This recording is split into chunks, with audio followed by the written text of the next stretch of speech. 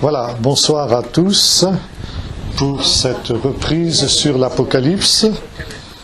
Et nous allons ce soir aborder un nouveau chapitre de l'étude de ce livre. Nous appellerons ça le royaume messianique ou le règne messianique.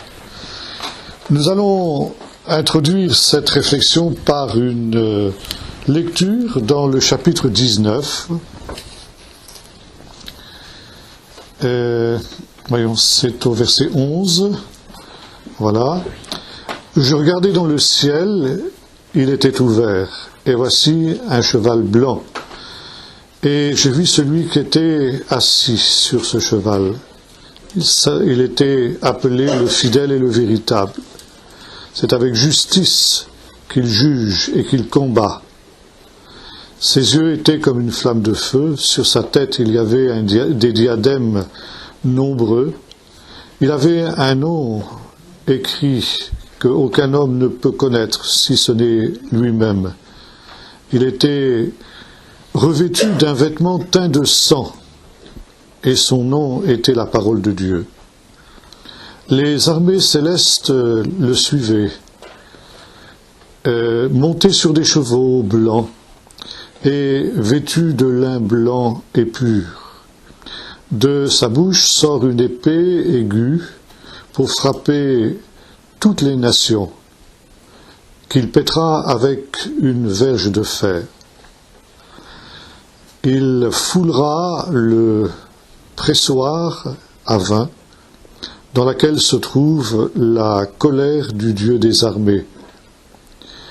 Et sur son nom et sur sa cuisse, il y avait un nom qui était écrit, Roi des rois et Seigneur des seigneurs. Pour comprendre cette notion du royaume messianique, il nous faut revenir au livre de la Genèse au commencement. Lorsque Dieu crée le ciel et la terre, il crée un monde parfait, un monde harmonieux.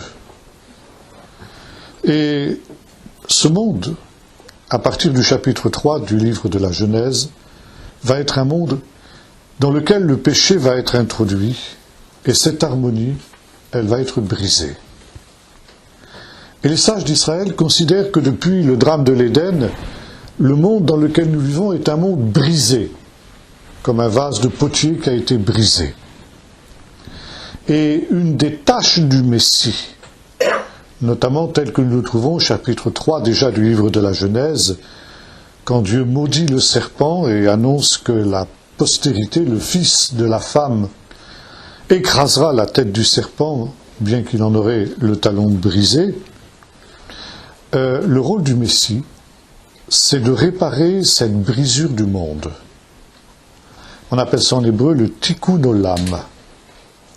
Cette expression, nous la trouvons aussi dans le livre des Actes, nous la trouvons dans le chapitre 21 de l'évangile de Luc, où il nous est dit qu'au temps de la fin, au renouvellement de toutes choses, c'est comme ça qu'on traduit cette expression générale, eh bien, les 12 apôtres seront assis sur 12 trônes pour juger les 12 tribus d'Israël.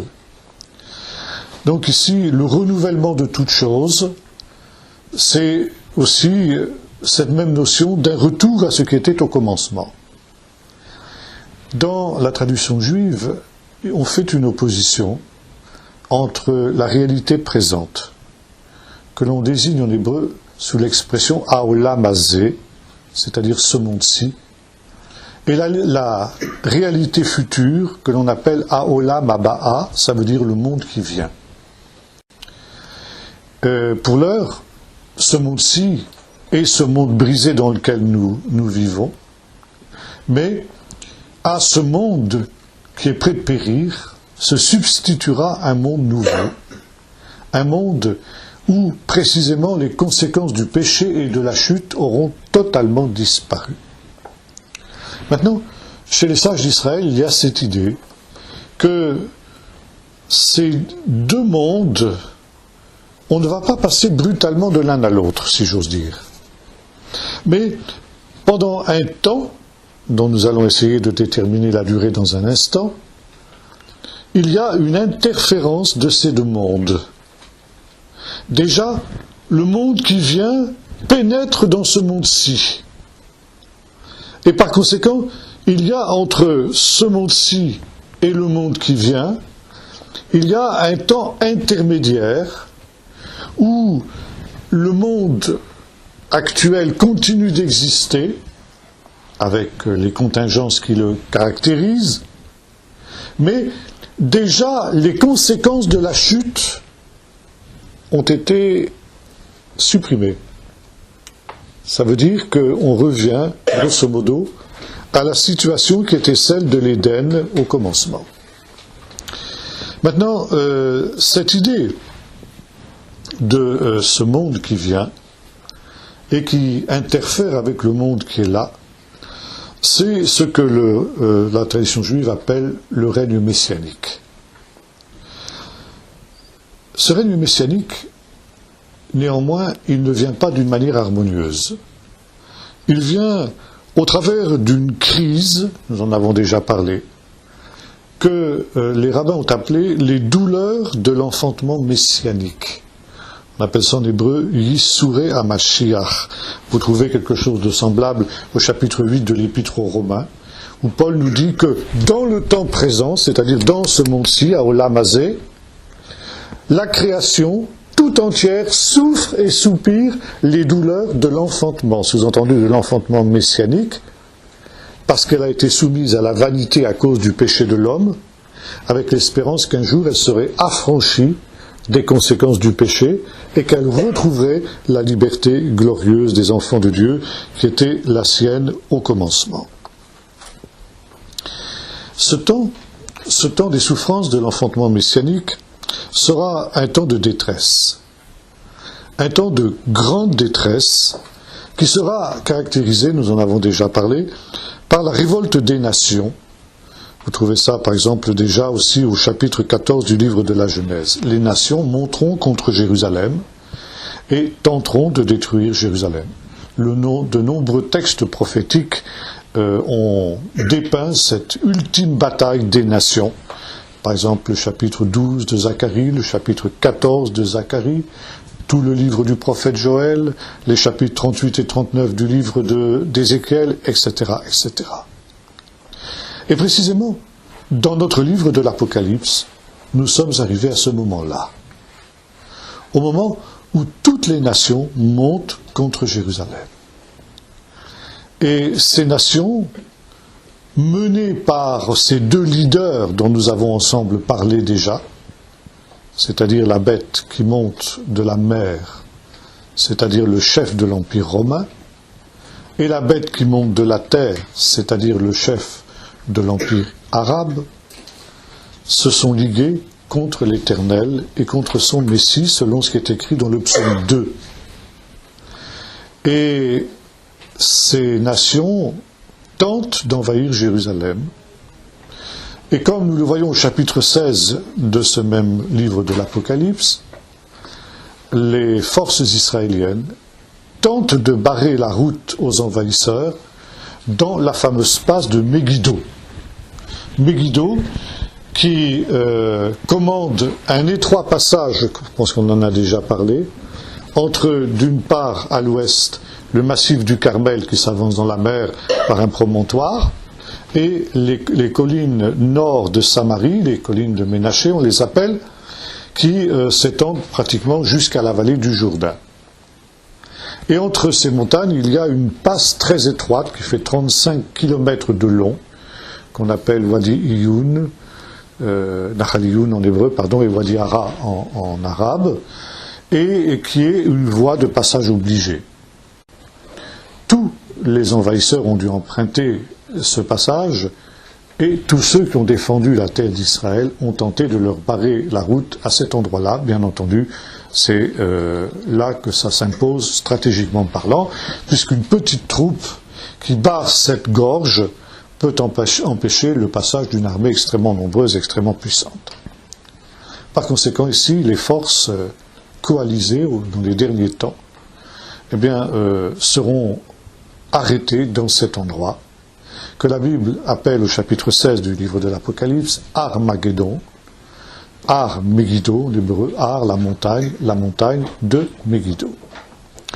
Et c'est alors que intervient le Messie, le Fils de l'homme.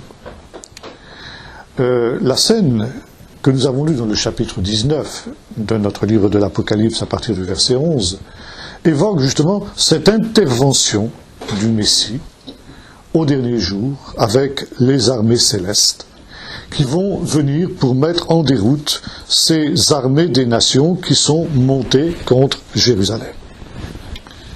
Comme j'ai eu l'occasion de vous le dire, le livre de l'Apocalypse est basé sur deux autres livres bibliques. Le livre de la Genèse tout d'abord, parce que le livre de l'Apocalypse est un recommencement. La Genèse est un commencement et l'Apocalypse est un recommencement. Et le mot-clé du livre de l'Apocalypse, nous l'avons vu, c'est « Je fais toutes choses nouvelles ». Et nous voyons à la fin du livre, ce sera notre sujet de la semaine prochaine, une terre nouvelle et un ciel nouveau, une Jérusalem nouvelle, une humanité nouvelle. Mais il y a un deuxième livre qui est encore beaucoup plus présent dans le livre de l'Apocalypse, c'est le livre de l'Exode. Et le livre de l'Exode nous présente d'une manière dramatique l'intervention décisive du Seigneur qui va marquer le signal de la libération du peuple d'Israël captif en Égypte. Et là, il nous est dit que ce n'est pas un ange qui va exécuter les jugements de Dieu, mais c'est l'Éternel lui-même qui dit « Cette nuit-là, je passerai dans le pays d'Égypte ». D'où le mot « Pessah » en hébreu, « Pâques » qui signifie le passage. Et là où je ne verrai pas le sang, alors un fils premier-né sera exterminé. Dans les traductions araméennes de la Bible qu'on appelle les Targum, celui qui exécute ce jugement de Pâques, c'est ce que le Targum appelle la Memra. Memra, ça veut dire la parole de Dieu en araméen. La parole de Dieu, elle joue un rôle très important dans les Targum. Elle est associée avec le Messie. Le Messie est la parole de Dieu. Vous trouvez bien sûr ce même thème dans l'évangile de Jean, chapitre 1er. Au commencement était la parole était avec Dieu, et la parole était Dieu, nous est-il dit. Et par conséquent, le Messie était assimilé avec cette parole de Dieu, ou encore parfois même avec le nom de Dieu lui-même, le tétragramme. Et le Targum, parfois, rend le tétragramme dans le texte hébraïque par la Memra, la parole de Dieu. Et il est très intéressant de noter que le cavalier, monté sur ce cheval blanc qui nous est dépeint dans le chapitre 19 de notre livre, porte un nom. À deux fois, il nous est dit qu'il s'appelle la parole de Dieu, autrement dit, la Memra. Il y a bien sûr un parallèle entre cette scène du chapitre 19 de l'Apocalypse et la fameuse nuit de Pâques, où la Memra, c'est-à-dire le même personnage, c'est-à-dire le Messie, qui a exterminé les premiers-nés d'Égypte, vous dit en quelque sorte le Targum, celui qui l'a fait pour le compte de Dieu, c'était le Messie. Il n'est donc pas étonnant de trouver qu'au dernier jour, au moment de cet acte ultime qui va marquer la délivrance du peuple de Dieu, que sera la dispersion de toutes ces nations qui sont montées contre Jérusalem, on retrouve le même personnage, la parole de Dieu, la Memra, celui qui avait été l'exterminateur des premiers-nés dans le pays d'Égypte, qui va maintenant devenir l'exterminateur de toutes ces nations qui sont montées dans Jérusalem. Ce personnage, qu'est la Memra, le Messie, est aussi assimilé par le livre de l'Apocalypse, nous l'avons vu, avec le Fils de l'homme. C'est sous la forme du Fils de l'homme, ce Fils de l'homme de Daniel, qui vient sur les nuées du ciel, que notamment Jésus se présente à Jean dans les premiers chapitres de notre livre. Et nous avons vu que la notion de Fils de l'homme, dans le livre de Daniel, est en relation avec le rôle de juge des derniers jours de Jésus le Messie. Et quand il vient sur le cheval blanc, ce qui contraste totalement avec l'âne des rameaux, et déjà les rabbins ont noté justement cette différence entre le Messie qui vient humble et victorieux sur un âne, et puis le Messie qui au dernier jour vient sur un cheval blanc. Et ils ont dit quand le Messie viendra sur un âne, ce sera pour manifester sa miséricorde. Mais quand il viendra sur un cheval blanc, ce sera pour exécuter les jugements de Dieu au dernier jour. Ça veut dire que Jésus, la mèmera, la parole de Dieu, renoue avec son rôle de juge eschatologique, de juge des derniers jours. Il nous est dit aussi, dans cette vision que nous avons lue, que son vêtement est trempé dans le sang. Il est très intéressant de noter qu'il s'agit là d'une référence à un texte qu'on trouve dans le chapitre 63 du livre du prophète Ésaïe, en particulier les 3 premiers versets de ce chapitre 63. Les rabbins ont considéré que ce chapitre 63 d'Ésaïe était un chapitre qui faisait allusion à la venue du Messie au dernier jour, qui est celui qui vient d'Édom, de Botsra, qui en est la capitale, vêtu d'un vêtement rouge. Et on pose à ce personnage la question, pourquoi tes vêtements sont-ils rouges? Et la réponse est parce qu'ils ont été trempés dans le sang. Les rabbins ont noté notamment l'importance qu'il y avait dans ce chapitre du royaume d'Édom. Édom, nous l'avons vu, c'est en fait un petit royaume qui avait disparu un peu plus de 70 ans avant la naissance de Jésus. Or, c'est un royaume qui joue dans les prophéties de la fin un rôle extrêmement important. Comment est-ce possible? Puisqu'à l'époque de Jean, déjà, à l'époque où Jean écrivait son Apocalypse, eh bien, ce royaume d'Édom avait disparu. Comme nous l'avons vu, c'est parce qu'Édom signifiait l'Empire romain, donc le royaume de la bête. Et par conséquent, ici, nous retrouvons le cavalier, la parole de Dieu, la mèmera, qui vient sur les nuées du ciel et qui est dans le rôle de ce fameux guerrier dont il est question dans le chapitre 63 du livre du prophète Ésaïe. Et la question qui est posée est très intéressante dans le chapitre 63. Pourquoi est-ce que tu viens fouler le vin de la colère de Dieu? Là, il est fait allusion à une fête que le peuple d'Israël célèbre ces jours mêmes que nous vivons. La fête de Sukkot, la fête des tabernacles. La dernière des fêtes agricoles, qui est aussi la fête des vendanges. On l'appelle en hébreu aussi Chag HaAsif, ça veut dire la fête des vendanges. Et les vendanges, quand on les a coupées, on les foule dans une aire spécialement aménagée à cet effet, on les foule aux pieds. Et le jus des raisins, évidemment, ressemble à du sang.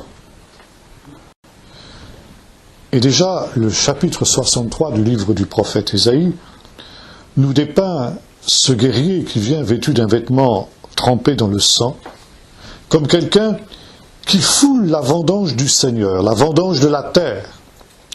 Et cette vendange, ce sont les nations.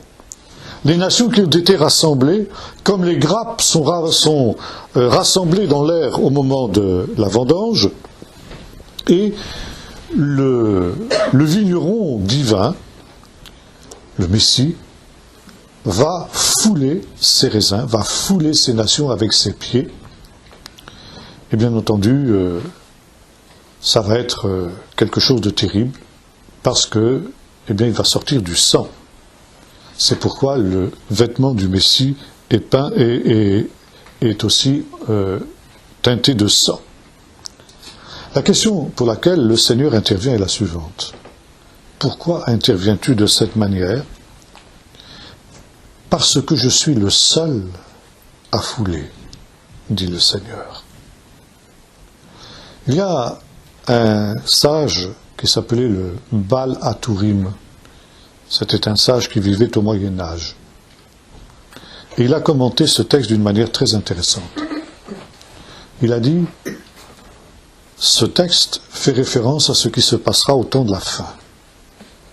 Dieu se lèvera et interviendra au dernier jour en faveur de son peuple d'Israël, quand Israël aura été abandonné par toutes les nations. Qu'il n'y aura plus personne à ses côtés, qu'il n'y aura plus personne pour la soutenir. Et le Baal Hatourim a dit ceci, c'est quelque chose qui est absolument unique, qui sera absolument unique dans l'histoire, parce que sur la terre, même les royaumes les plus tyranniques ont toujours des alliés qui sont à leur côté. Hitler avait des alliés. Il avait Mussolini, il avait le Japon, il en avait d'autres. Staline avait des alliés. Les pires tyrans ont toujours eu des alliés. Et précisément dans le temps que nous vivons, nous arrivons à un stade où le peuple d'Israël est quasiment abandonné par toutes les nations. Et il n'y a plus personne pour soutenir le peuple d'Israël. C'est très intéressant de noter que ce texte d'Ésaïe 63 était le texte de la Haftara, c'est-à-dire de la lecture des prophètes que l'on faisait il y a 15 jours, au moment où les nations discutaient à l'ONU de la question de la proclamation unilatérale d'un État palestinien. Comme si le Seigneur avait voulu donner un avertissement à ces nations en disant « Attention, attention, si un jour il devait arriver une situation où le peuple d'Israël était seul contre toutes les nations, alors ça c'est une chose que moi, l'Éternel, je ne supporterai pas. Et si cela arrive un jour, et cela arrivera, je me lèverai. Et pour les nations, ce sera une véritable catastrophe. Parce que ces nations qui seront rassemblées contre Jérusalem, je les foulerai comme on foule la vendange. Avec les pieds, je les piétinerai jusqu'à ce qu'il n'en reste rien. Et notre texte lance aussi une invitation à tous les oiseaux du ciel, notamment les oiseaux rapaces, pour qu'ils se rassemblent pour un festin. Le festin de la chair des chefs militaires, des rois, des puissants qui se seront rassemblés contre Jérusalem. Parce que le Seigneur annonce que de ces gens-là, il va faire un véritable massacre. Et ce sera un festin pour ces oiseaux rapaces, ces oiseaux nécrophages. Là, il y a une allusion qui est faite à un autre texte des prophètes, c'est le chapitre 38 et 39 du livre du prophète Ézéchiel, ce que l'on appelle la guerre de Gog. Gog, qui est en quelque sorte le chef d'une grande coalition de pays nordiques et aussi de pays qui appartiennent au sud, et qui viennent comme une multitude, une armée extrêmement nombreuse, et qui viennent ravager le peuple d'Israël. Un petit peu comme dans le livre de l'Exode, le Pharaon avait essayé d'anéantir le peuple d'Israël quand il était auprès de la mer Rouge. Et dans le chapitre 39, le Seigneur invite les oiseaux du ciel, les oiseaux rapaces, à se rassembler parce que lui, le Seigneur, va intervenir contre ces hordes barbares qui sont venus du nord et qui vont être anéantis notamment dans la région de la mer Morte, où les oiseaux du ciel vont pouvoir se rassasier. Ce que nous appelons, nous, l'Apocalypse, nous, chrétiens, nous appelons l'Apocalypse ou Armageddon. C'est une expression que nous employons pour désigner l'ultime confrontation de la fin, cette bataille terrible qui verra la déroute ultime des nations dans une catastrophe épouvantable. Là, ce que nous appelons, nous, chrétiens, Armageddon, les Juifs l'appellent la guerre de Gog et de Magog. Et dans cette scène du chapitre 19 du livre de l'Apocalypse, il y a aussi des allusions, bien sûr, à cette guerre de Gog et de Magog. C'est normal, puisque dans la tradition juive, cela joue un rôle tellement important.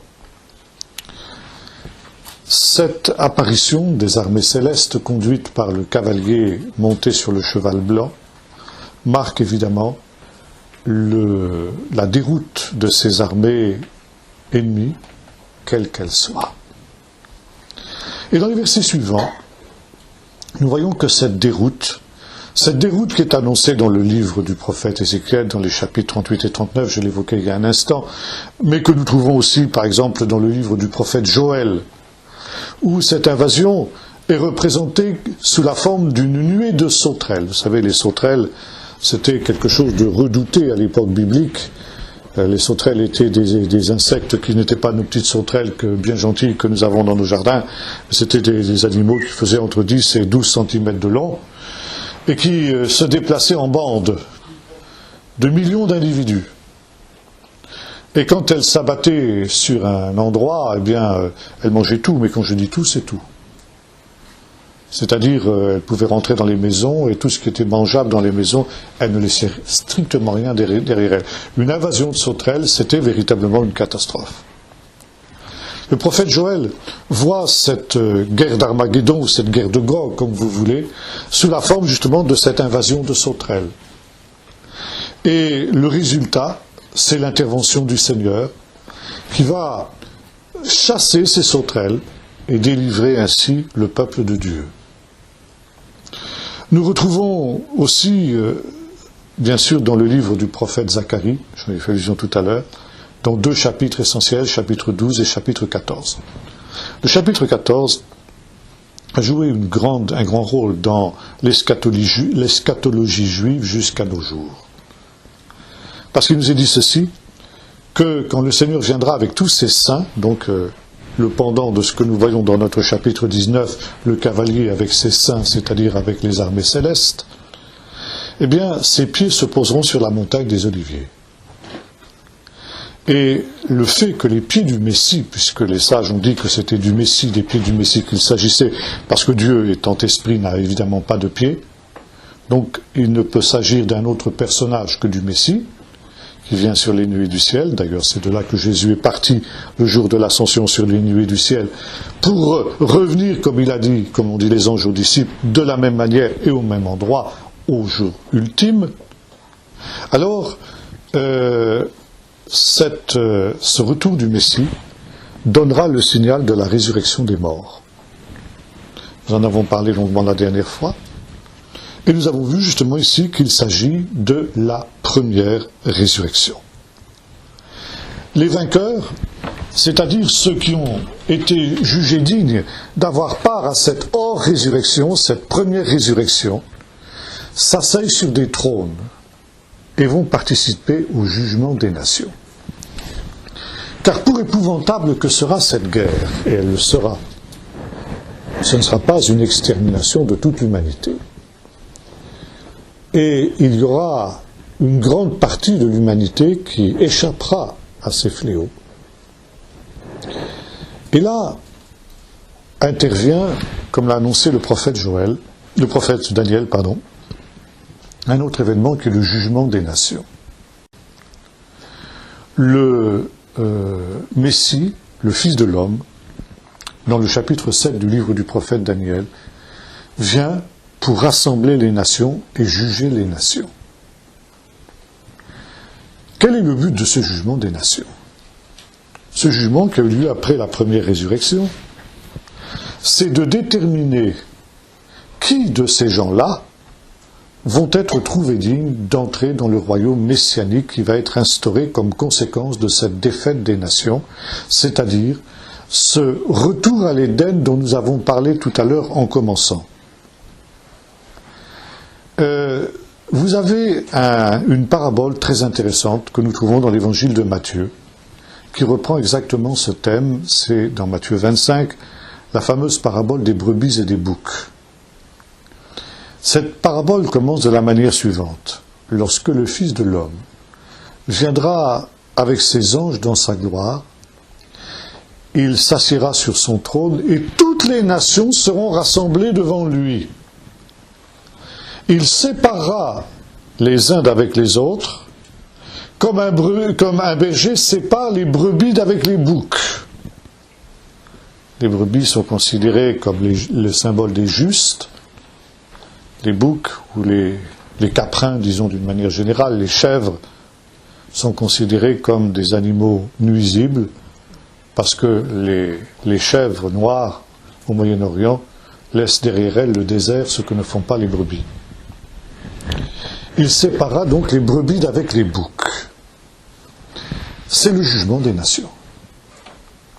Et il dit à ceux qui sont à sa droite, les brebis, « Venez, vous qui êtes bénis de mon Père, prenez possession du royaume qui a été préparé pour vous depuis la fondation du monde. »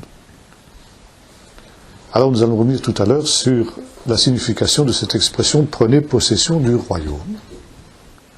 Quant à ceux qui sont à sa gauche, les boucs, il déclare « allez dans le feu éternel qui a été préparé pour le diable et pour ses anges ».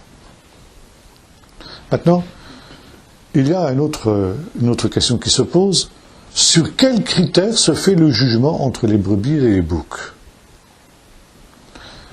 Or, nous constatons que ce jugement n'a pas pour base la théologie de la croix, c'est-à-dire le fait de savoir si ces gens ont cru ou non en Jésus dans sa mort et dans sa résurrection pour leur salut. Mais on pourrait presque dire que c'est un salut par les œuvres, si tant est qu'il s'agisse d'un salut. Nous allons voir tout à l'heure que ce n'est d'ailleurs pas le cas. Car j'ai eu faim et vous m'avez donné à manger. J'ai eu soif et vous m'avez donné à boire. Et ça continue comme ça.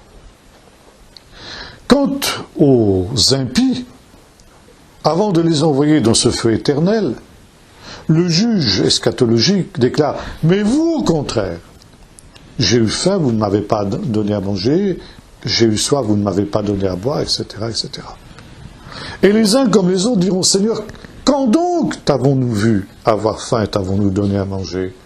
Quand donc t'avons-nous vu nu et t'avons-nous vêtu ? Quand donc, etc., etc. » Et les impies diront la même chose. « Quand est-ce que nous t'avons vu avoir faim et que nous ne t'avons pas donné à manger ? » Etc. Alors ici, une première remarque s'impose. Vous avez peut-être entendu des magnifiques prédications sur cette parabole, vous exhortant à être bon envers les misérables, etc. Bon, j'ai rien contre ça, bien sûr. Mais ici, il faut comprendre que cette parabole ne s'adresse pas à des chrétiens. Car s'il s'agissait de chrétiens, ils connaîtraient cette parabole. Et ils sauraient que chaque fois qu'ils ont trouvé un mendiant, un clochard ou tout ce que vous voudrez, auquel ils ont donné un sandwich, eh bien c'est à Jésus qu'ils l'ont fait. Donc ils ont accompli ces choses en toute méconnaissance, sans savoir exactement ce que la portée de leur acte. Il ne s'agit pas de chrétiens.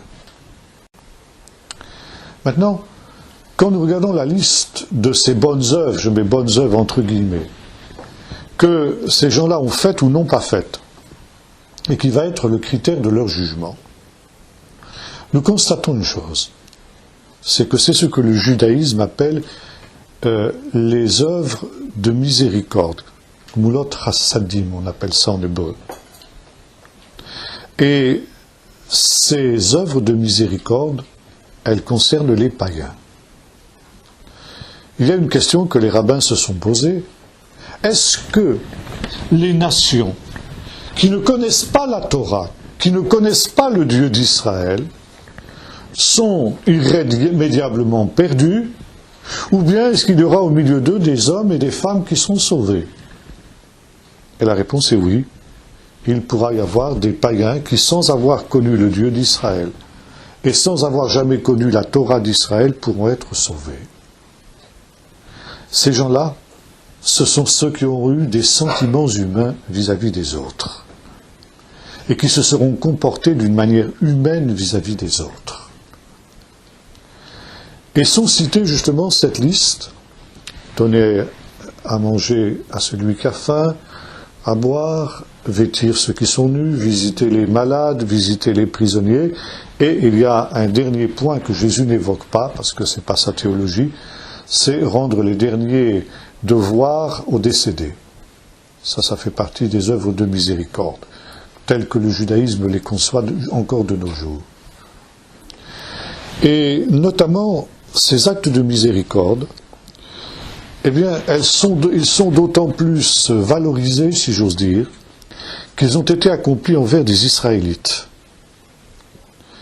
Et notamment un goy, un non-juif, qui va secourir un Israélite et qui le fait au péril de sa vie, eh bien, est considéré comme un juste des nations. On appelle ça Chassidei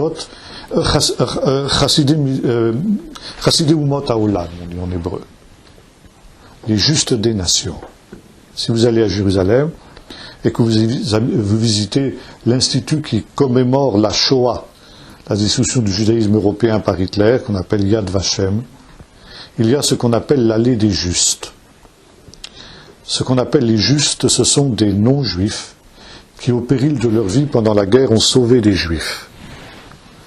Et le gouvernement israélien a invité ces gens-là à venir à Jérusalem.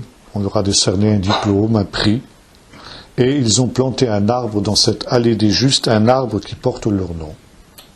On appelle ça Chassidei Umot Haolam, les justes des nations. Et il y a cette idée, jusqu'à aujourd'hui dans le judaïsme, qu'un non-juif qui sauve un juif au péril de sa vie est aussi saint que le grand prêtre le jour du Kippour.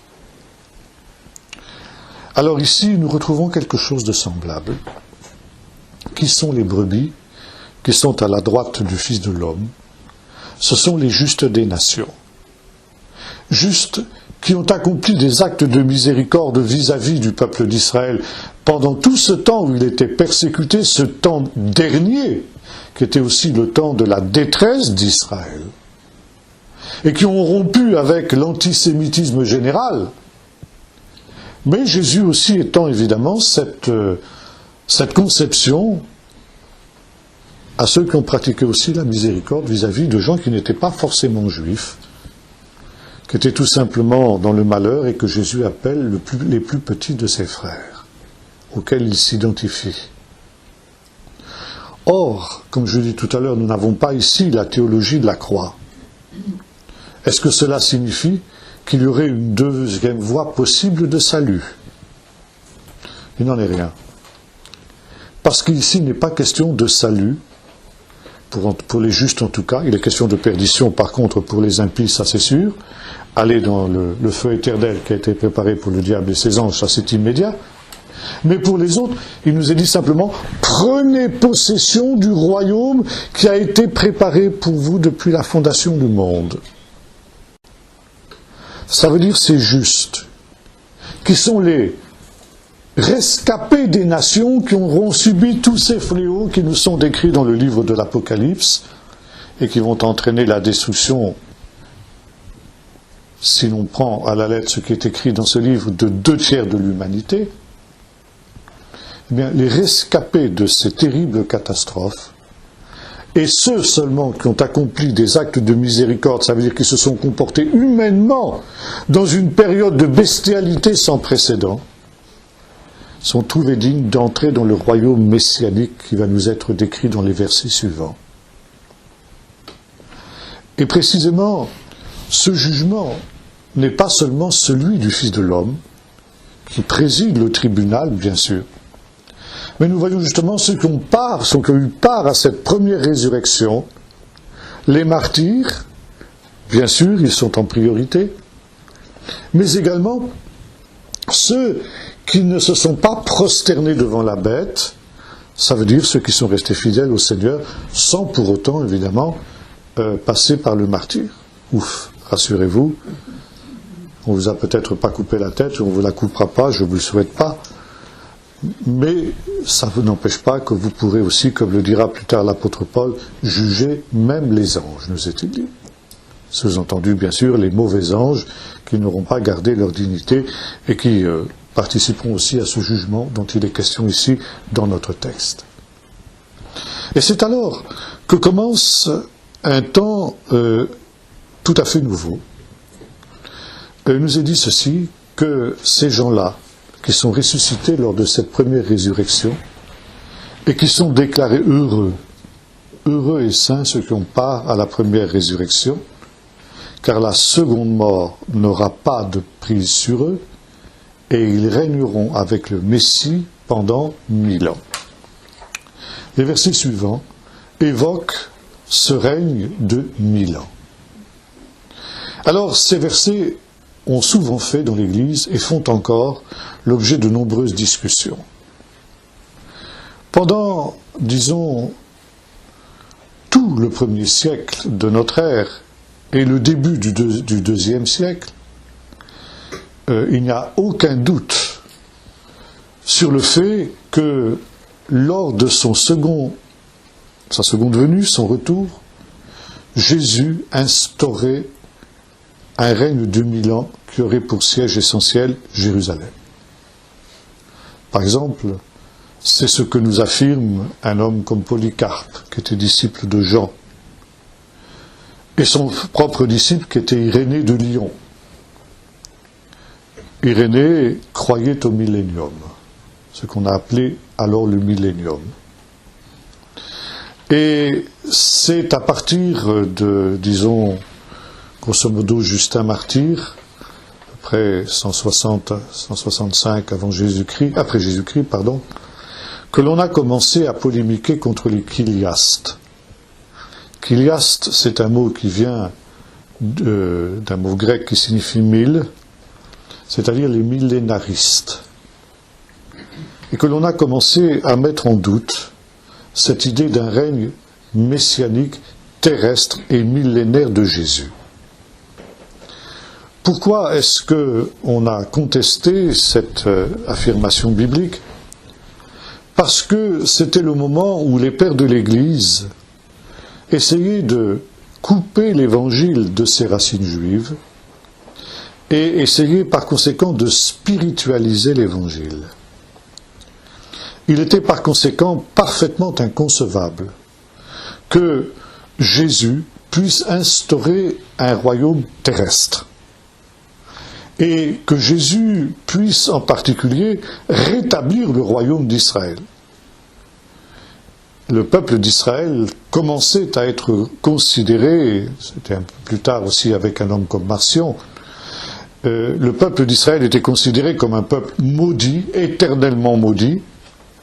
Il était hors de question, bien sûr, qu'il revienne dans son pays au temps de la fin, bien qu'un homme comme Justin Martyr croyait encore à cela. Il pensait qu'un jour, le peuple d'Israël serait rassemblé dans la Jérusalem terrestre.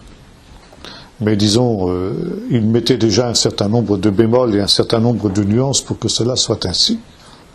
Mais après lui, pratiquement tous les pères de l'Église ont nié la réalité du règne millénaire. Et les chiliastes, c'est-à-dire les millénaristes, ont été considérés comme des hérétiques.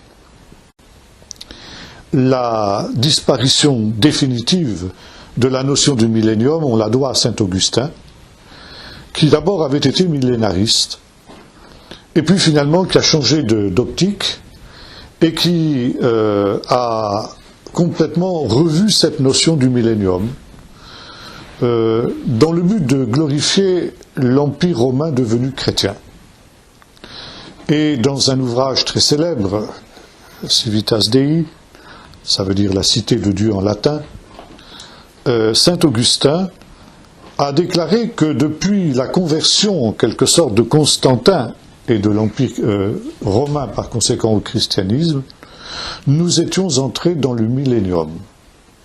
Et par l'intermédiaire de l'empereur romain, de l'Église qui lui était associée, par l'Église, dans et par l'Église, le Christ glorifié régnait sur le monde.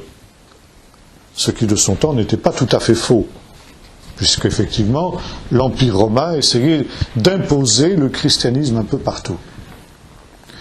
Et par conséquent, depuis la croix, disait saint Augustin, Satan est lié, puisqu'il s'agit de cela ici, Satan est lié pour 1000 ans, et pendant ce temps, même s'il y a encore des choses qui ne sont pas tout à fait bien qui se passent sur la terre, eh bien nous vivons dans le millénium.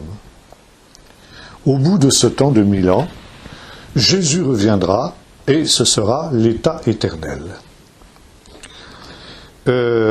Par conséquent, il n'était plus du tout question d'accepter le millénarisme tel que les chiliastes l'avaient conçu. Et c'est une des raisons pour lesquelles aussi, au Moyen-Âge, on a eu ce phénomène que l'on a appelé les terreurs de l'an 1000. Lorsqu'on est arrivé aux alentours de l'an 1000, il y a eu une vague de panique qui s'est répandue sur l'Europe. Pourquoi ?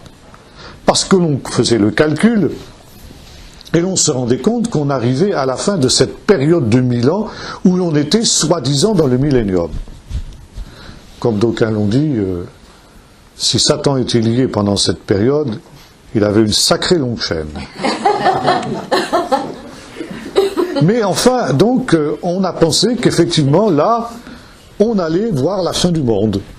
La fin du monde au sens propre du terme, à partir du moment où l'on approchait de l'an 1000.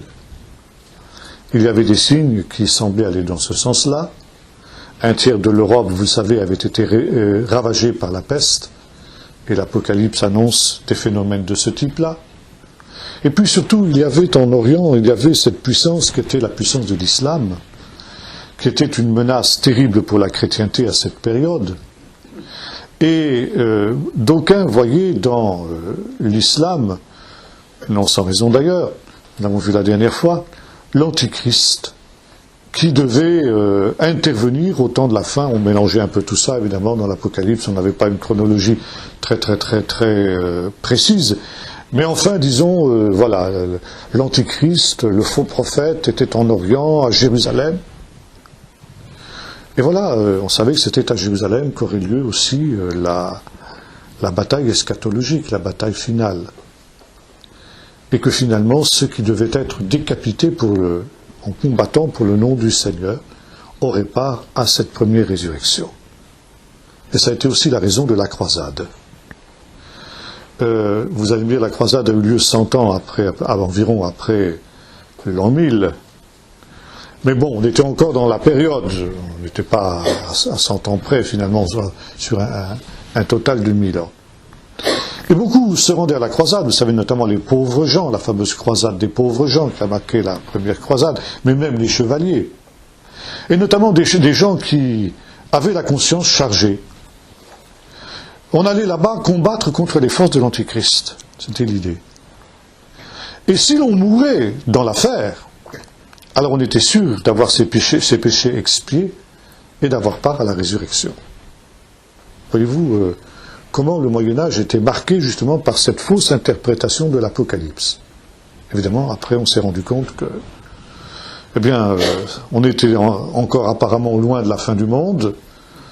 Et puis, ça a été une nouvelle époque, une nouvelle période. Et non, il n'en demeure pas moins vrai que cette idée d'un millénium, ce qu'on a appelé l'amillénarisme, a privatif, ça veut dire la foi dans l'absence de millénium, et finalement la doctrine qui a été adoptée par toutes les grandes églises. L'église romaine d'abord, bien sûr, à cause de saint Augustin, j'en ai parlé tout à l'heure. Les églises orthodoxes ont aussi, et jusqu'à nos jours, la même doctrine de l'amillénarisme. C'est-à-dire que grosso modo, même si on n'est plus aussi catégorique qu'on l'était au Moyen-Âge, on considère que la période actuelle est la période du millénium, et que finalement, dans un temps lointain encore, on n'a pas trop à s'en faire, et très indéterminé, aura lieu la fin du monde, le retour de Jésus, la résurrection finale, et par conséquent, on entrera directement dans l'état éternel. C'est grosso modo la doctrine de la plupart des grandes églises, les églises historiques, donc l'église romaine, l'église orthodoxe, les églises protestantes historiques, l'église réformée, l'église luthérienne, l'église anglicane, etc. C'est l'amillénarisme qui est professé. Dans certains milieux, il y a une version un petit peu modifiée de l'amillénarisme qui est ce qu'on appelle le post-millénarisme. La nuance est très ténue, mais finalement on rejoint à peu près la même chose. C'est-à-dire que nous sommes dans un temps où nous devons, par nos efforts humains, et c'est le rôle de l'Église qui est le moyen par lequel Christ règne sur ce monde, par l'Église, alors ça peut être à la fois par de l'humanitaire, disons, du social, ou tout simplement par la prédication de l'Évangile. Nous avons pour mission de gagner le monde entier à la foi chrétienne. Et quand le monde entier aura été gagné à la foi chrétienne, alors ce sera la fin du monde, le Seigneur reviendra, ce sera la résurrection, et on entrera directement dans l'état éternel. Ça veut dire que, grosso modo, on a adopté cette vue à partir, disons, du XVIIIe siècle, à partir de la philosophie des Lumières, quand on a commencé à croire au progrès, que l'humanité suivait une courbe de progrès non seulement technique, mais également un progrès moral, un progrès spirituel, et que le christianisme était une part importante de ce progrès spirituel. Vous retrouvez par exemple ça dans l'Église romaine avec un homme comme le Père Teilhard de Chardin. C'est un petit peu cette même idée, que l'on va vers un progrès continu auquel les chrétiens doivent participer avec les hommes de bonne volonté, comme on les appelle, tout en étant bien conscients que les chrétiens sont un petit peu le moteur de ce progrès-là, et que finalement, quand le monde entier aura été christianisé, quand le monde entier aura été gagné non seulement à la foi chrétienne, mais également au principe chrétien, eh bien alors ce sera la fin du monde, le Seigneur pourra revenir, on pourra lui offrir en quelque sorte un monde qui aura été totalement christianisé. Bien, on voit un petit peu ici qu'on est loin malheureusement d'en prendre le chemin. Mais cette idée à la vie dure, et même dans certains milieux évangéliques, on s'imagine maintenant que par des moyens techniques tels que la télévision, Internet maintenant, par exemple il y avait aux États-Unis un mouvement qui s'appelait Kingdom Now, ça veut dire le royaume maintenant. Il y avait un programme dans les années 70 pour évangéliser le monde entier et amener le monde entier à être chrétien pour l'an 2000. Bon, vous voyez qu'on en est loin. On a un peu loupé le coche, c'est le moins qu'on puisse dire. Mais finalement, cette idée continue à être recyclée périodiquement sous différentes formes. La Bible ne nous annonce rien de pareil. Nous l'avons vu, que bien au contraire, la Bible nous parle, avant la venue du Seigneur, d'un monde qui sera au contraire dans une révolte contre Dieu, dans une apostasie, et qui sera loin du Seigneur, un petit peu ce que nous sommes malheureusement en train de vivre de nos jours. Et par conséquent, ce sont là des utopies qui sont des utopies qui ne sont pas chrétiennes. Finalement, malgré toutes les controverses qui se sont greffées autour de cette question du millénium, une chose est certaine, c'est que cette idée d'un royaume millénaire est finalement la seule interprétation juste de ce texte de l'Apocalypse. Comme je vous disais tout à l'heure, les premiers chrétiens ne s'y sont pas trompés, et tous les premiers chrétiens, jusqu'à, disons, grosso modo la moitié du IIe siècle, étaient millénaristes. C'est après que l'on a changé, quand on a séparé Israël de ses racines juives, parce que cette idée du millénium paraissait être une idée qui était beaucoup trop juive. Pour moi, c'est précisément une des raisons pour lesquelles elle est valable, justement. C'est exactement l'inverse. Maintenant, revenons à ce qu'ont dit les rabbins à ce sujet. Je vous ai parlé tout à l'heure de cette interférence de ces deux périodes de temps, le monde, ce monde-ci, à Olam Hazé, et le monde qui vient à Olam Haba. Et il y a cette idée que cette période, justement, intermédiaire, entre ce monde-ci et l'état éternel, eh bien, sera ce que les Juifs ont appelé le royaume messianique. On appelle ça aussi Malchut HaMashiach ou Yimei HaMashiach, les jours du Messie. Cette idée, vous la trouvez aussi dans une célèbre prophétie qu'on appelle la prophétie d'Élie. Une prophétie qui n'est pas une prophétie biblique, mais qui est un résumé des prophéties bibliques sur la fin des temps. Et cette prophétie, elle est basée sur un texte du psaume 90, le cantique de Moïse, où il nous est dit « Car 1000 ans à tes yeux sont comme un jour ». Et cette prophétie, pourquoi l'appelle-t-on prophétie d'Élie? Parce qu'à la fin de cette période, Élie doit revenir pour annoncer le royaume messianique. En faisant cette équation, un jour égale 1000 ans, déclare que le monde, depuis la création, va durer 7000 ans. Puisque le monde a été créé en 6 jours, en fait, 6 jours correspondent à 6000 ans. Donc plus le Shabbat, ça veut dire 7000 ans. Le monde entier va durer 7000 ans. 6000 ans, donc, qui seront comme les jours de la semaine. Ça veut dire des jours qui sont marqués par la malédiction du travail. L'homme, vous savez, à la suite de la chute, a reçu la mission de gagner son pain à la sueur de son front, donc par un dur labeur. Mais le Seigneur a dit, le 7e jour, et ça dans le Décalogue, vous retrouvez, est le repos de l'Éternel ton Dieu, le Shabbat. Le 7e jour est le jour où l'homme échappe à la malédiction du travail et retrouve la liberté qu'il avait en Adam. Et dans la tradition juive jusqu'à aujourd'hui, le Shabbat est une anticipation du royaume messianique. Et l'on va vers un jour qui sera tout entier Shabbat. Une période de temps, un Shabbat qui ne cessera plus jamais. Ce jour unique dont a parlé le prophète Zacharie quand il a dit, eh bien, un jour. Le Shabbat est considéré comme une fiancée. Et le vendredi soir, on accueille la fiancée, et le samedi soir, on la reconduit, parce qu'on n'est pas encore marié. Mais un jour viendra où la fiancée ne quittera plus le fiancé. Ce sera le jour éternel qui sera tout entier Shabbat. Par conséquent, il y a 6000 ans d'histoire humaine qui sont marquées par la malédiction de la chute, et il y aura un 7e millénaire qui sera marqué, lui, par le fait que ce sera le jour du Shabbat, ce sera le millénaire du Shabbat, où l'homme échappera à la malédiction de la chute, et où aura lieu ce tikkun olam, ce rétablissement de toutes choses, dont le Messie sera le promoteur, parce qu'il est celui qui doit réparer cette brèche qui a été faite dans le monde. Et voyez-vous ce que les Juifs appellent le royaume messianique, le 8e jour de la semaine, aussi on l'appelle. Eh bien, c'est ce que le livre de l'Apocalypse ici appelle le millénium. On va s'arrêter là. Alors, allez-y, si vous avez des questions. Je reviendrai sur ce thème. Pardon. On vient de commencer l'année 772. C'est quoi l'année zéro? Alors, l'année zéro, c'est très intéressant. L'année zéro, c'est pas du tout comme on pourrait le penser, le début de la création du monde. C'est la création d'Adam. C'est la création d'Adam. Et il y a cette idée dans le judaïsme, ça c'est très important, que avant la création d'Adam, il y avait un autre calendrier. Et que le temps ne passait pas à la même vitesse que maintenant.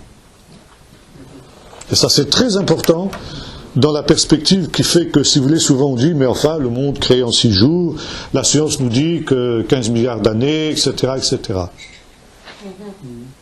Alors voyez déjà, avant de savoir que le monde avait 15 milliards d'années, les sages avaient dit, c'est un autre calendrier. Et le temps passe à une autre vitesse. La science et la foi se réconcilient là. Elles se réconcilient, tout à fait. Tout à fait. Tout à fait. Ça, alors, c'est un autre problème. Si un jour vous voulez que je vous en parle, mais là, il nous faudrait une autre soirée tout entière pour vous expliquer ce que sont, par rapport à la science moderne, et en particulier la théorie de la relativité d'Einstein, ce que sont les 6 jours de la création, qui correspondent exactement à l'intuition des rabbins. Quoi? Ça vaut le coup. On est en 1760. Vous voulez que je vous explique un peu? J'essaie d'être très schématique. Très schématique. Tout le monde connaît évidemment la fameuse équation d'Einstein, E égale mc2, qui pose la théorie de la relativité, c'est-à-dire qu'il n'y a aucune comment dirais-je, aucune réalité fixe dans le monde si ce n'est la vitesse de la lumière. La vitesse de la lumière est la seule constante qu'il y a dans l'univers selon Einstein. Et la lumière se déplace à environ 300 000 km à la seconde. C'est pas tout à fait exact, mais c'est un chiffre rond qui est facile, si vous voulez, bon, ça dépend aussi des conditions dans lesquelles se déplace la lumière. Dans le vide, ça va plus vite que dans un lieu, dans l'atmosphère, etc. Bon, enfin, ça c'est autre chose, c'est des problèmes de physique. Mais disons grosso modo 300 000 km à la seconde. Bien. Et aujourd'hui, tous les savants sont d'accord pour dire qu'il y a eu une création. Tout le monde n'est pas d'accord pour dire qu'il y a eu un créateur. Mais en tout cas, qu'il y a eu une création, oui. Ça veut dire qu'il y a ce qu'on appelle l'instant zéro, que les savants appellent le Big Bang. Big Bang, la grosse explosion en anglais. Et ça, on est à peu près certain que c'est quelque chose d'absolument incontournable. Parce que des sondes qui ont été envoyées dans l'espace, ont pu capter les résidus d'un éclair gigantesque de lumière qui a eu lieu il y a 15 milliards d'années par rapport à nos années terrestres. Et cet éclair de lumière était tellement énorme qu'encore aujourd'hui, avec des instruments extrêmement sophistiqués, évidemment vous ne pouvez pas voir ça avec vos yeux, eh bien on peut voir les restes de ce rayonnement fossile en quelque sorte. Et on a pu calculer que cet éclair a eu lieu donc il y a environ 15 milliards d'années. C'est ce que, avant, il n'y avait rien. Et tout le monde est d'accord pour dire que c'était une création ex nihilo, comme disent les théologiens, ça veut dire à partir de rien. Et quand nous disons rien, c'est non seulement pas de matière, mais pas d'espace. Ça, on a du mal à concevoir. Et pas de temps. Et quand la Bible nous dit au commencement, Dieu créa le ciel et la terre, ça veut dire qu'il crée tout ce qu'il y a dans l'univers. Et vous avez des explications des sages, lesquelles, par exemple, pourquoi la Bible commence par la lettre bête. La deuxième lettre qui est fermée de trois côtés, qui n'est ouverte que d'un côté. Ils ont dit parce que Dieu crée le temps. Et le temps, il ne va que dans une direction. Il ne revient pas en arrière. La lettre bête, elle barre la route au temps pour ne laisser au temps que la possibilité de passer dans une seule direction. Donc Dieu crée le temps. Il y a quelques années de cela, nous avions un physicien israélien, il s'appelle le professeur Nathan Aviezer, qui était venu dans la région parisienne nous faire toute une journée de séminaire sur les 3 premières minutes de la création. Toute une journée pour nous parler des 3 premières minutes. Et croyez-moi, il s'en est passé pendant ces 3 premières minutes des choses. Et là, prenons par exemple, pour maintenant, le temps est relatif. Ça veut dire qu'il y a eu, à partir de l'instant zéro, qui était un instant où il n'y avait pas de temps, à l'instant zéro, le temps est créé. Et avec l'espace. Et l'espace va se dilater. Il va grandir. À l'instant 0 plus 0,0000, je ne sais pas combien de virgule 3, l'univers, tout l'univers, c'est-à-dire tout l'univers, tout ce qui existe, c'est-à-dire vous et moi, déjà, nous tenions dans à peu près la valeur d'un dé à coudre. Tout l'univers était contenu là-dedans. Mais déjà, vous et moi, nous existions comme programmés par un gigantesque ordinateur. C'est-à-dire par une intelligence extraordinaire. Et c'est pourquoi, justement, il est difficile de ne pas concevoir un créateur. Et par conséquent, il y a dilatation de l'espace. Jusqu'à maintenant, l'espace, 14 milliards d'années après, il est tellement énorme qu'on n'en connaît pas les bornes.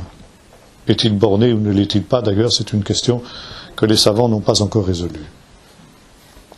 Mais non seulement il y a une dilatation de l'espace, mais il y a aussi une dilatation du temps. Comme j'ai dit, dans les premiers, même pas les premières secondes, les premiers milliardièmes de secondes qui suivent le Big Bang, vous avez déjà un tas de choses qui se produisent. Et puis après, le temps va passer de plus en plus lentement.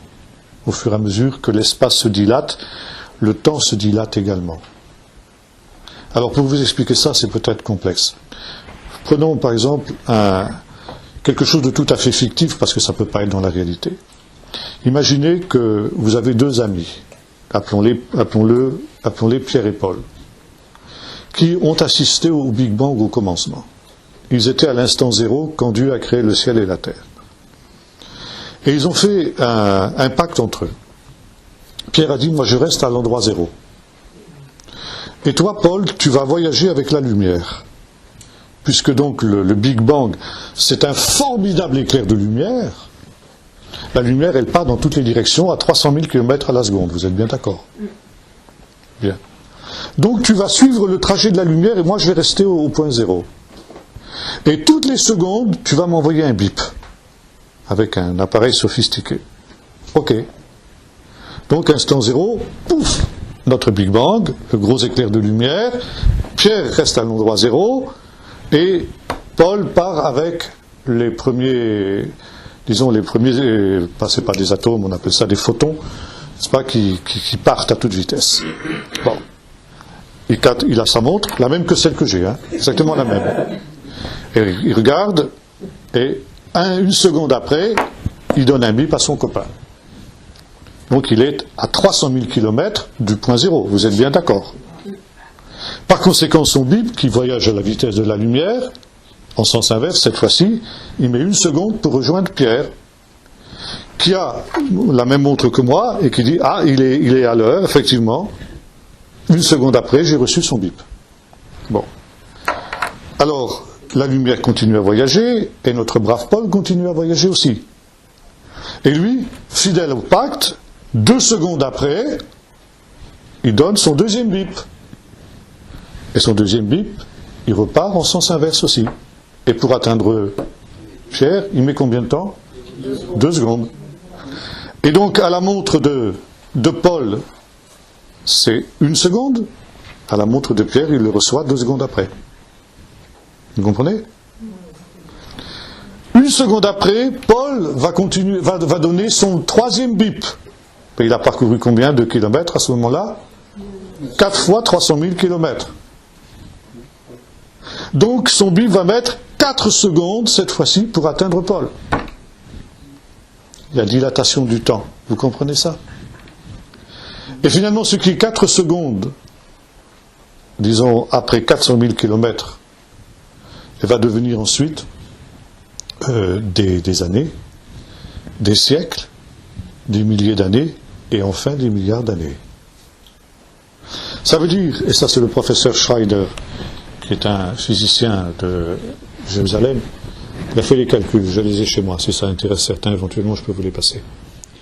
Il a calculé que 15 milliards de nos années terrestres, ça veut dire avec la montre que nous avons à l'endroit où nous sommes de l'univers, ça correspond à 6 jours de 24 heures au point zéro de l'univers.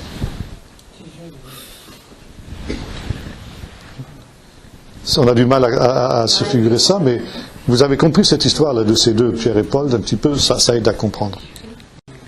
Mais tu as entendu parler récemment, il y a peut-être une quinzaine de jours, ils ont dit que la vitesse finalement n'était pas par rapport à Einstein.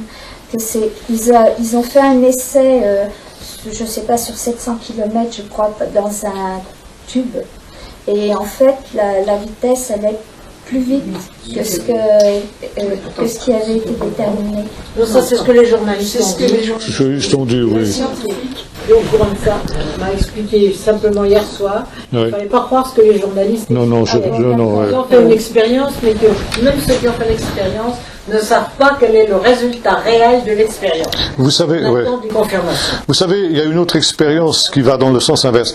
Vous avez des particules, je ne sais plus exactement comment ils appellent ça, des particules de matière qui se baladent dans l'univers et qui ont une durée de vie de quelques fractions de seconde.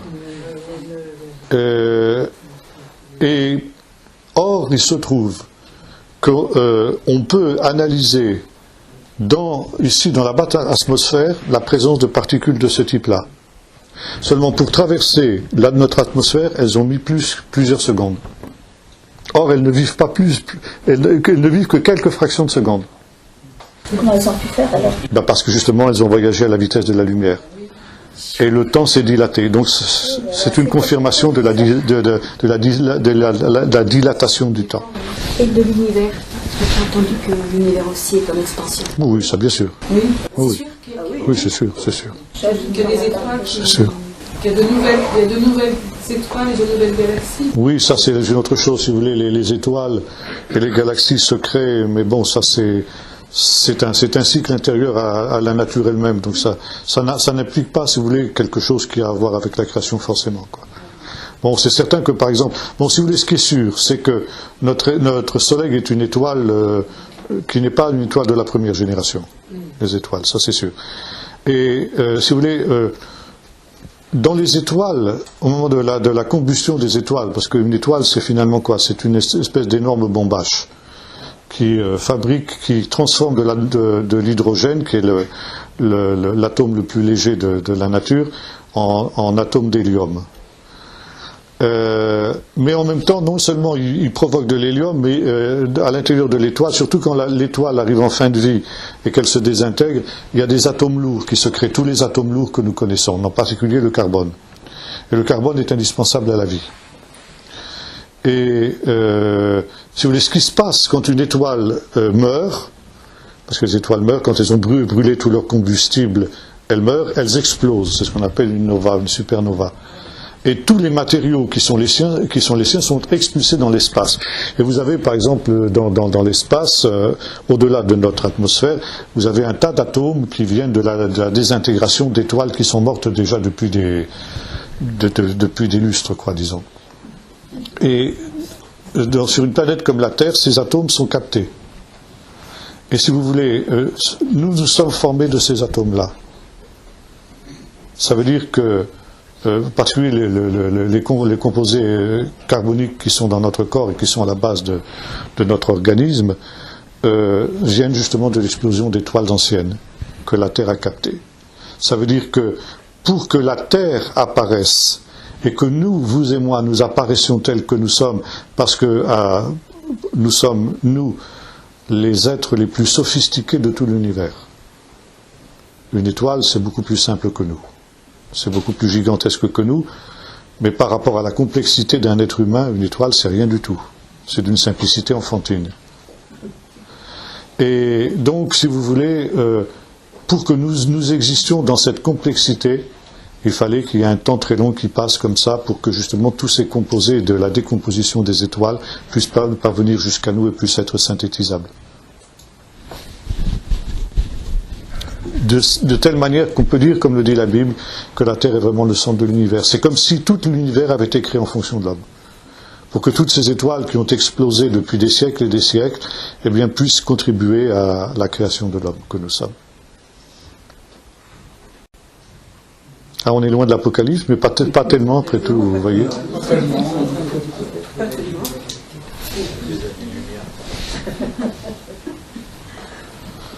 Bien, une dernière question. Oui. Une petite question qu'on m'a posée il n'y a pas longtemps à un collègue là. C'est est-ce qu'on est seul dans l'univers? Je pense. Est-ce que Je pense. Dieu a créé tout l'univers, mais il n'a créé que nous comme... Alors vous savez, pour que la vie apparaisse sur la Terre, mais c'est une série de miracles extraordinaires. Jamais la vie n'aurait dû apparaître sur la Terre. Et pour que, si vous voulez, il y ait une vie sophistiquée comme la nôtre qui apparaisse, il fallait des conditions exceptionnelles. Si vous voulez, avec un calcul des probabilités, c'est impossible. C'était impossible. Donc c'est un miracle de Dieu. Et c'est la raison pour laquelle il est fort improbable, et encore là je suis très très en dessous de la vérité, qu'il puisse y avoir des conditions semblables dans une autre partie de l'univers. Parce que vous savez, l'univers il est immense, mais finalement, comme je disais tout à l'heure, il est pas si compliqué que ça. C'est nous qui sommes beaucoup plus compliqués. Pas au sens négatif du terme, mais dans notre être. Complexe. Oui, complexe, pardon. Voilà. Vous serez en quelle année en 5700 combien 72. 72. Depuis la création d'Adam. Depuis Adam. Oui. Depuis la création d'Adam. Oui, c'est ça. Ça, n'oublions pas ça. L'histoire biblique commence avec la création d'Adam. Mais tu parles dans une de tes... d'un monde, le monde des anges qui a été créé bien avant. Et ça serait pas donc à partir d'Adam. Non, non, non, non, non. Bien avant. Non, non, non. Le livre de Job nous dit qu'au moment de la création du monde, les anges de Dieu chantaient d'allégresse, etc., etc. Donc, le monde angélique a été créé bien avant le monde physique. Vous avez une idée aussi, si vous voulez, dans le judaïsme, que finalement, l'univers a 10 dimensions. 10 dimensions. Et qu'il y en a 4 seulement qui sont perceptibles à l'homme. La hauteur, la longueur, la largeur et le temps. Mais il y en a 6 autres qui sont inaccessibles à l'homme, mais qui existent. C'est bien que, si vous voulez, il y a tout un monde invisible qui nous entoure. Et que c'est sûrement le monde des anges, justement. Des créatures, des anges et des démons, enfin disons, le monde spirituel, quoi. Je vais dire aussi. Tu sais, il y a un rabbin qui enseigne de Jérusalem. Il enseigne des fois en hébreu, mais d'autres fois en français. Et moi, j'ai pas encore vu la vidéo, mais alors qu'il était en train d'enseigner ses étudiants, d'un seul coup, il a eu une révélation que Gog, c'était l'ONU. Et ça, l'ONU. Et tu sais, j'ai entendu ça, oui. C'est plusieurs nations. Oui. Quand on nous dit toutes les nations, c'est pas les milliers de gens qui appartiennent aux nations. Donc ça, c'est plausible. Oui, c'est tout à fait plausible. Tout à fait plausible, oui. Bien, on va en rester là si vous voulez bien. On va juste terminer par. Oui. C'est encore 2 minutes. Oui, c'est encore 2 minutes. Ah, nos amis, on va le prendre. Ah bah oui. De Julie Lam, de Comilla, on est 3 personnes de Comilla. Voilà. Y a-t-il d'autres passages dans la Bible par rapport à Matthieu 25 où il peut y avoir des gens sauvés sans passer par la croix? Alors attention, justement ici, je n'ai pas dit que ces gens-là seraient sauvés. J'ai dit qu'ils vont entrer dans le royaume messianique. Mais là, dans le royaume messianique, ils vont devoir, pour être sauvés, croire en Jésus. De toute façon, ils vont être évangélisés pendant tout ce temps-là. On verra ça la prochaine fois. Ce sera notre thème de la prochaine fois. Ils vont être évangélisés par des gens comme nous, justement. D'accord. Ouais. Donc alors, si on change la question, y a-t-il d'autres passages qui font référence à Matthieu 25 sur ce don du royaume aux justes? Oui, ça, il y a de nombreux passages dans les psaumes, par exemple, dans certains textes prophétiques aussi. Par exemple, je crois que c'est Ésaïe 28, où il est écrit que, donc, il y a aussi, par exemple, Ésaïe 60 et 62. Ça, c'est très important aussi. Donc, les nations qui se joignent à eux, qui apportent leur offrande dans Jérusalem, etc. Il y a des nations qui, au dernier jour, sont associées à la gloire d'Israël. Ça, c'est clair, dans les textes prophétiques. Encore une dernière question. Oui. Quand on lit, il est dit que les nations qui ne viendront pas pour la fête de Sukkot à Jérusalem ça aussi, seront privées d'eau. Oui. Mais ce sont quelles nations? Parce qu'on n'habitera pas tous à Jérusalem. Non, on n'habitera pas tous à Jérusalem, c'est bien pour ça qu'il faudra y aller, justement. Ah mais j'y suis allée. Non, mais je veux dire, pendant le millénium. Ah oui. Mais ce qu'il y a, si vous voulez, c'est que, on a dit tout à l'heure, on va retrouver les conditions de l'Éden. Et là, alors là, je reviens un petit peu à ce qu'on disait tout à l'heure, là, sur un petit peu les problèmes de la création et tout ça. Quel était le monde de l'Éden? Le monde de l'Éden était un monde très particulier, très très différent du nôtre. Et tous les savants actuels, les géologues, sont d'accord pour dire qu'au commencement, la Terre formait un continent unique, ce qu'on appelle la Pangée. Ça veut dire, quand on regarde une carte du monde, on voit que les continents sont un petit peu comme un puzzle qui s'imbriquent les uns dans les autres. Et bon, les géologues classiques prétendent que la dérive des continents se fait au rythme de 1 cm par siècle, des choses comme ça, donc ils calculent que, bon, je vous laisse. Mais en fait, si vous voulez, quand on se rend compte un petit peu de cette réalité, on voit bien que en théorie ça marche, mais en pratique on n'a jamais pu reconstituer vraiment la Pangée, parce que ça ne correspond pas tout à fait. Les différents continents ne s'imbriquent pas exactement les uns dans les autres. Et c'est un savant français, qui s'appelle Fernand Crombette, qui a une idée géniale. Il s'est rendu compte que quand on descend en dessous du niveau de la mer, partout dans le monde, vous descendez en pente douce, jusqu'à la côte moins 135. Et à la côte moins 135, vous avez un pic. C'est vrai dans tous les continents, c'est vrai en Europe, en Océanie, en Asie, en Amérique, etc. Et il s'est posé une question, mais il dit, est-ce qu'il n'y aurait pas eu un temps où le niveau des mers était de 135 mètres plus bas qu'il ne l'est aujourd'hui? Et plutôt que de prendre la côte actuelle pour essayer de reconstituer la Pangée, il a pris la côte moins 135. Et là, il a réussi. Mon fils qui a fait de la géologie s'est payé les bouquins de Crombette, c'est 8 grands volumes de la taille des grands les Russes avec des cartes de tous les continents, etc. Les courbes de niveau, vous savez, tout ça. Et il a reconstitué la Pangée. Et là, vous avez quelque chose de très intéressant. C'est que ça correspond exactement à ce qu'on dit la Bible. D'abord, Jérusalem est le centre du monde. L'Éden. Ce que les rabbins avaient déjà dit. Et vous avez 4 fleuves qui partent de cet endroit, justement, dans la direction de toute la terre. Maintenant, il y a un autre problème qui se pose. D'où sont venues les eaux qui ont fait que le niveau des mers est monté à 135 mètres au-dessous de ce qu'il était à l'époque? Oui, vous avez vu, mais oui, ok, mais alors d'où sont venues les eaux du déluge? Vous reculez pour mieux sauter, là. Avant, il n'y avait pas au temps de Noé, il n'y avait pas du tout de pluie, c'était la rosée qui montait, non? Justement. Et pourquoi? Vous avez un autre phénomène. C'est qu'en Sibérie, donc où il fait des hivers de moins 70 degrés, on a trouvé, enchâssés dans la glace, conservés dans une espèce d'énorme réfrigérateur naturel, même pas des cadavres de mammouths. De mammouths qui étaient intacts, dont les chiens ont mangé la chair. Et quand on a ouvert leur estomac, on s'est rendu compte que ces mammouths ont été congelés en l'espace de quelques minutes, au moment où ils étaient en train de brouter des plantes tropicales, ce qui veut dire qu'en l'espace de quelques minutes, le climat de la Sibérie, qui était un climat tropical, est devenu un climat glacial comme il est aujourd'hui. Qu'est-ce qui s'est passé? Un cataclysme, oui. Et quel genre de cataclysme? Alors justement, Crombette a essayé d'élucider le mystère. Il y a un mystère que dans la Bible qu'on appelle le mystère de la rakia.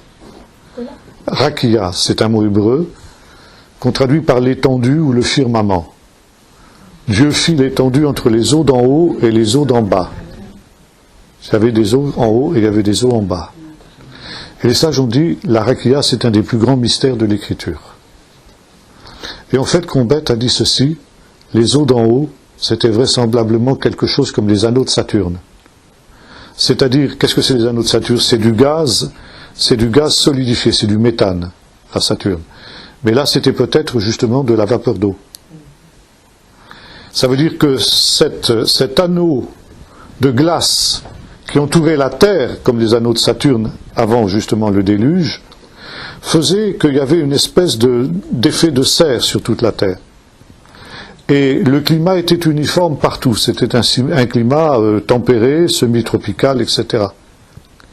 Et quand le déluge est arrivé, cet anneau a fondu et s'est précipité sur la Terre, ce qui a provoqué l'augmentation du volume des mers et en même temps la transformation du climat.